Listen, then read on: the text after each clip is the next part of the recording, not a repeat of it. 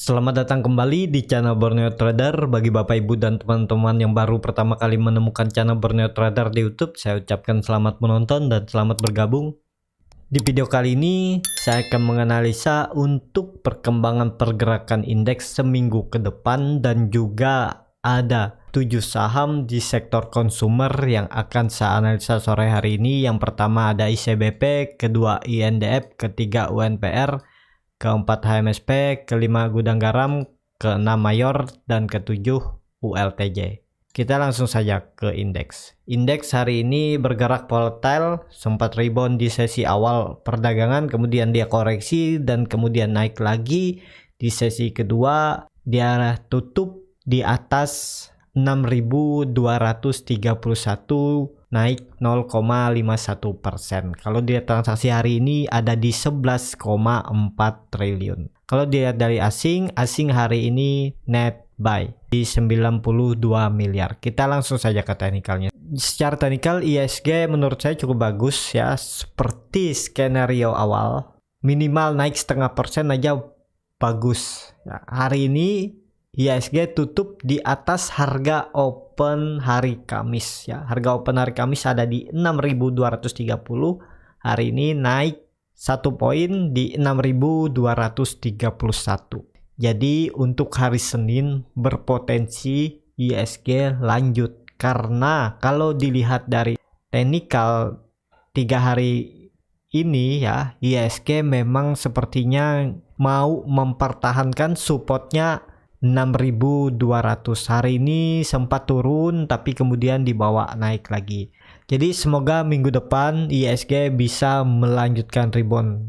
Kalaupun harus koreksi lagi, ya menguji lagi 6.200 sama EMA 20-nya di 6.150. Paling ke situ arahnya, atau dia membuat shadow panjang. Kalau dilihat dari volume hari ini ya lumayan, walaupun tidak sebesar 2 hari sebelumnya. Indikator MACD sudah di atas 0, sudah golden cross, tapi masih terindikasi melandai dan masih jarak garis biru dan garis merah masih sempit. Jadi ya masih perlu hati-hati. Belum bisa mengkonfirmasi untuk ISG bisa rebound sampai naik lebih tinggi.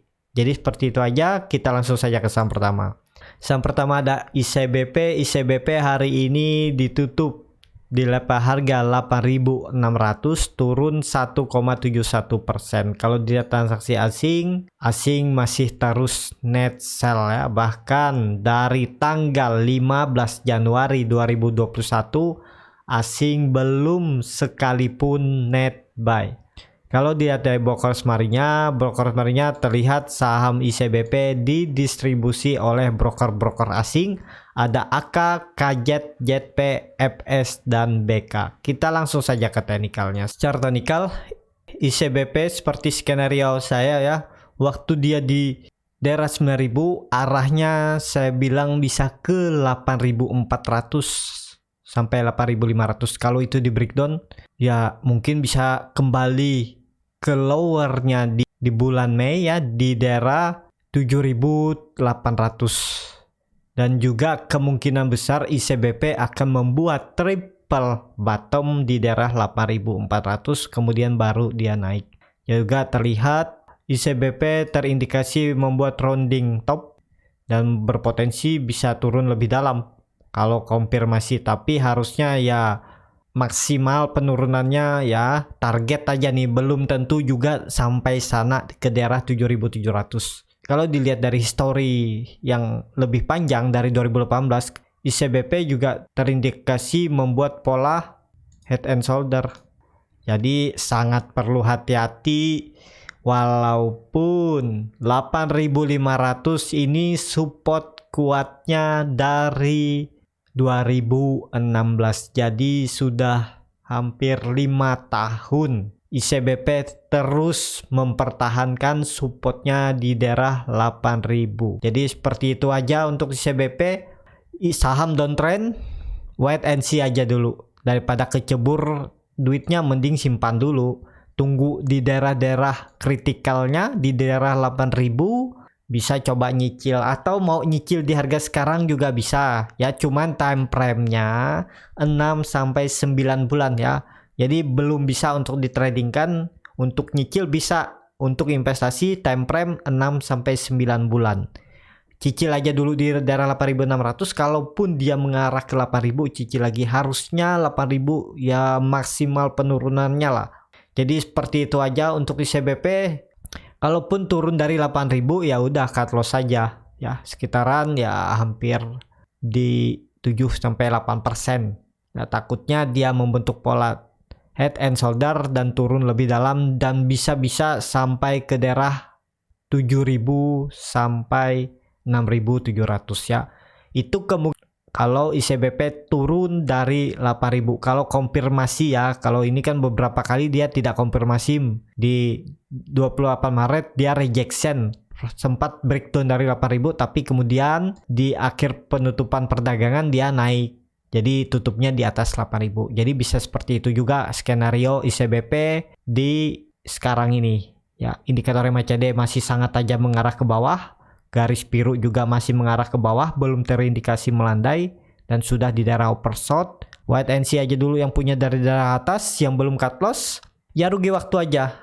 Asal sabar ICBP balik nggak, karena kemungkinan besar bisa balik, bahkan target saya dia ya tahun ini minimal bisa ke 10.600 lah, menguji lagi resisten sideway-nya yang terbentuk dari April 2020. Jadi seperti itu aja untuk ICBP. Kita langsung saja ke saham kedua.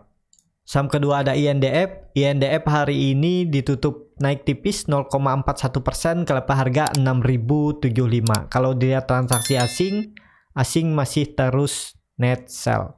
Kalau dilihat dari broker semarinya terlihat saham INDF didistribusi walaupun tipis oleh FS, CS, CG, AK, dan JP. Jadi top 5-nya broker asing.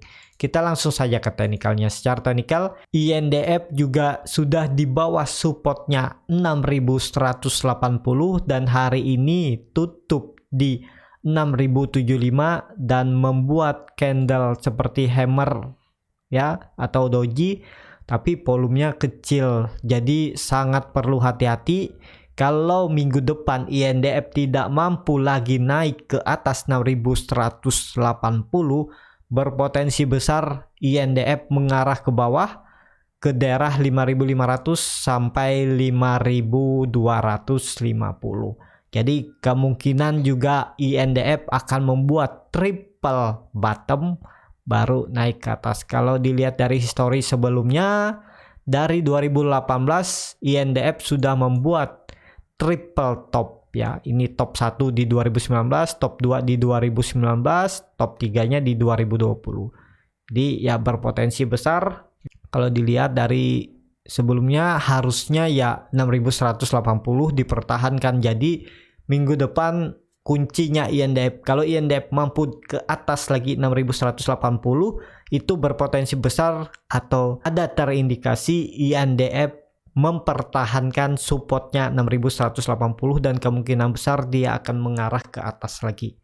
Tapi untuk reversal belum. Paling-paling dia menguji resistennya di daerah 6.600 sampai 6.800. Kemudian kalau gagal breakout dan belum saatnya naik, kalau konsumer belum saatnya naik, dia akan koreksi lagi ke bawah.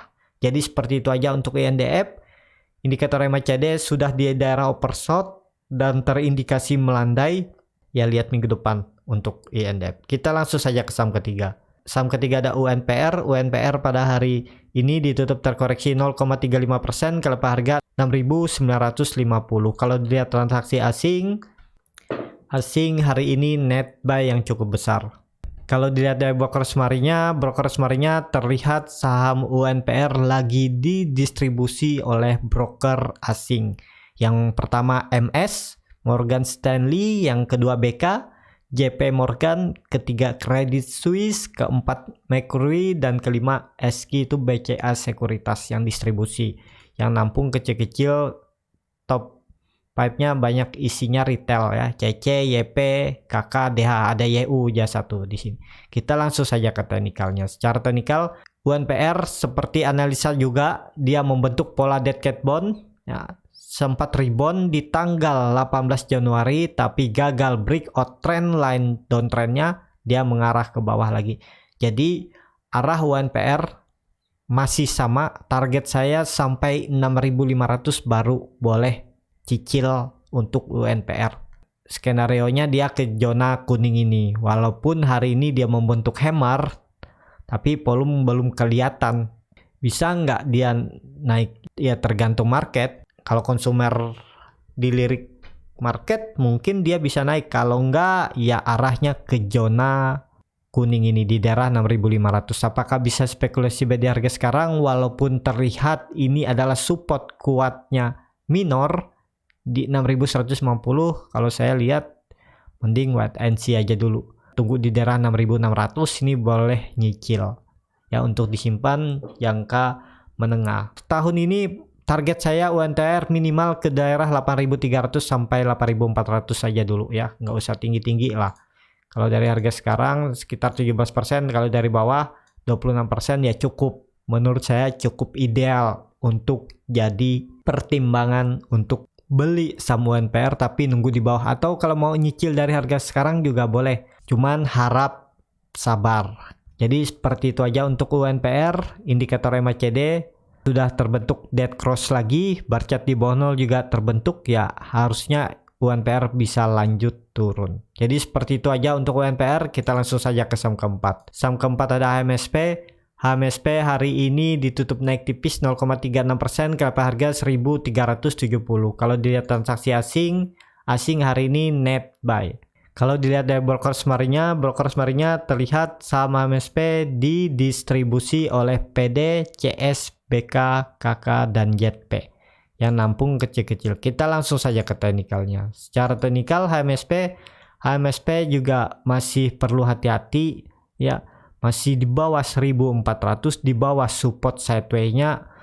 Walaupun di tanggal 1 Februari HMSP membuat candle rejection dan kemudian dia rebound tapi gagal breakout EMA 20 di 1.450, kemudian dia turun lagi. Jadi apakah bisa spekulasi buy di harga sekarang? Ya ini masih resikonya 50-50. Mending menurut saya untuk amannya beli HMSP itu kalau sudah di atas 1430 ya, spekulasi buy di 1430, cut loss kalau turun dari 1350. Jadi seperti itu skenario kalau mau beli HMSP. Kalau harga sekarang mending wait and see aja dulu, mending nunggu dia breakout atau nunggu di bawah di daerah 1270 sampai 1300. Jadi seperti itu aja untuk HMSP. Volume juga belum kelihatan yang signifikan, berarti ya belum ada dana besar yang masuk juga. Jadi ya mending wait and see aja dulu, lihat volume aja. Kalau volumenya ada 2 hari sudah besar, ya itu ada pertanda-pertanda HMSP mau naik tinggi. Kalau belum ada kelihatan volume ya jangan dulu. Ini terlihat dari histori masa lalunya, volume besar 3 kemudian dia rally kan. Jadi seperti itu juga ini, mending wait and see aja dulu kalau belum ada volume. Ya seperti itu aja untuk HMSP. Kita langsung saja ke saham kelima. Saham kelima ada GGRM. GGRM hari ini ditutup terkoreksi 0,65% ke harga 37.750. Kalau dilihat transaksi asing net sell. Kalau dilihat dari broker semarinya terlihat saham GGRM lagi didistribusi oleh broker-broker asing. Ada KZ, BK, CG, AK, dan RX. Kita langsung saja ke teknikalnya. Secara teknikal GGRM masih belum aman, masih belum menarik kalau untuk trading. Kalau untuk investasi harga sekarang sangat menarik. Kalaupun buruk-buruknya dia turun sampai 35.000 sampai 32.000 ya tambah lagi. Dan ya bisa juga GGRM membentuk pola double bottom. Jadi ya kelihatan sektor konsumer ini kalau nggak membuat triple bottom, dia membuat double bottom. Penglihatan saya ya, mungkin aja bisa salah analisa. Jadi ya mending nunggu di daerah bawah atau nyicil dulu. Siapa tahu ternyata dia rebound dari supportnya ini di daerah 37.000. Bisa nyicil, kalaupun dia ke bawah lagi ya minimal di 7% baru nambah average down. Misalnya Bapak Ibu beli di harga 37.750, Bapak Ibu average down lagi di daerah ya minimal 7%. Saya biasa average down minimal di daerah 35.000. Ini ideal untuk average down. Harusnya mungkin akan ada pantulan di daerah 35.000. Dan gudang garam masih sangat murah, potensi bisa buyer kalau balik ke harga wajarnya ya di 70 ribuan. Jadi seperti itu aja untuk gudang garam. Yang trading jangan dulu, yang investasi ya coba mulai cicil. Kalau mau nunggu nawar lebih bawah ya coba aja nawar di 36.000 sampai 35.000. Semoga bisa dapat kalau memang bisa mengarah ke sana untuk GGRM. Target saya GGRM nggak usah tinggi-tinggi, tahun ini bisa balik ke 45.000 aja sudah syukur ya. 21%, lumayan lah. Bisa lebih tinggi nggak bisa, yang penting dia breakout dulu dari 45.000 sampai 46.000 ya, ke arah 55.000 bisa. Jadi seperti itu aja untuk GGRM. Kita langsung saja ke saham ke-6. Saham ke-6 ada Mayor. Mayor hari ini ditutup naik 1,56% ke harga 2.590. Kalau dia transaksi asing masih terus net buy. Kalau dilihat dari broker smarinya terlihat saham Mayor biasa aja ya, nggak terlihat yang signifikan. Kita langsung saja ke teknikalnya. Secara teknikal Mayor mantul dari supportnya 2.500 dan volume juga meningkat ya, berarti ada potensi besar Mayor lanjut minimal bisa menguji 2.660 sampai 2.670. Di situ ada EMA 60 yang sempat diuji saat dia pullback di tanggal 5 Februari, kemudian gagal dan membuat hammer terbalik dan dia koreksi lagi. Jadi ini arahnya Mayor akan menguji lagi 2.670 EMA 60-nya. Kalau itu mampu di breakout dan confirm, Mayor bisa mengarah ke 2.800 sampai 3.000 lagi. Jadi seperti itu aja untuk Mayor. Volume meningkat, indikator MACD juga garis biru mulai melandai dan mengarah ke atas, bar chart di bawah 0 juga makin tipis. Harusnya minggu depan Mayor bisa lanjut asalkan IHSG hijau. Jadi seperti itu aja untuk Mayor. Kita langsung saja ke saham terakhir. Saham terakhir ada ULTJ. ULTJ hari ini ditutup terkoreksi 0,96% ke level harga 1.540. Kalau dilihat transaksi asing net sell. Kalau dilihat dari broker smarinya terlihat saham ULTJ lagi didistribusi oleh BKYUDH. Kita langsung saja ke teknikalnya. Secara teknikal ULTJ menurut saya perlu sangat hati-hati ya, berpotensi membuat pola dead cat bone juga ya. Idealnya mending beli ULTJ ini di daerah 1.470 sampai 1.390. Di daerah sini mending spekulasi buy-nya ya.